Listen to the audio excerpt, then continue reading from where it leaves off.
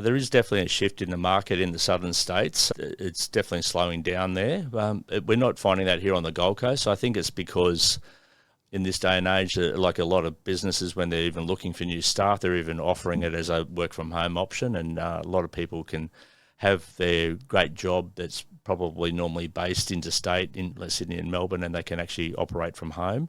Maybe just visit the office in Sydney or Melbourne like once a week or once a fortnight or whatever, or just work purely from home. So the demand for the Gold Coast properties is still quite strong, very strong. In fact, I speak to agents every day, and a lot of really great agents are complaining that they haven't got enough stock. When something does then come on the market, there's buyers come from everywhere, like desperately trying to find this, come and view this new listing. So the relationships I have with all the agents gives me the opportunity to find the properties before they come on the market. If I'm working for a buyer, I'm actively talking to the agents every day saying, look, I've got a buyer with this criteria. What have you got coming up? And they'll generally talk to me about properties they've got in their pipeline that they're hoping to bring to market. And, if we can get in early and have a look at the property, quite often we can negotiate and buy it before they actually launch the property. So there's many properties I've bought before the open home or even before they even got the photos done. So it's definitely a great advantage, the relationships I've fostered with Gold Coast agents that will give us that opportunity to look at those properties early. Gold Coast always had a reputation for retirees, but now we've got a lot of young professionals and families. We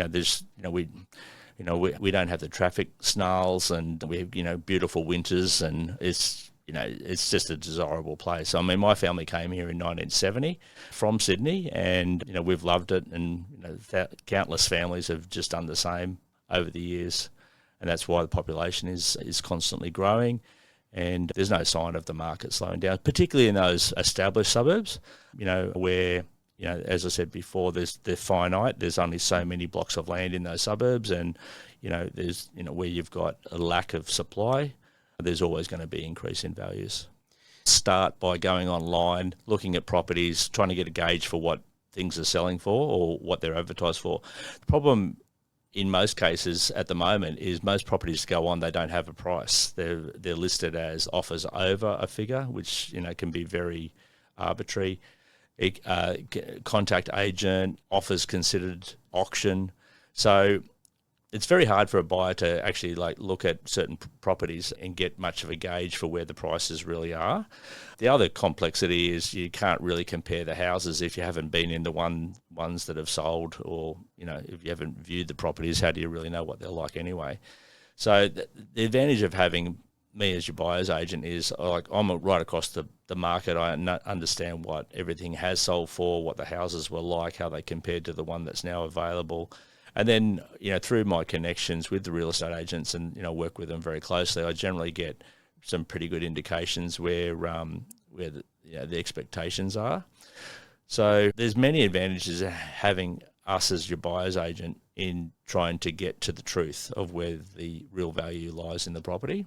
And then, our job is to assess the properties, talk about understand all the different attributes and the advantages of one property over another.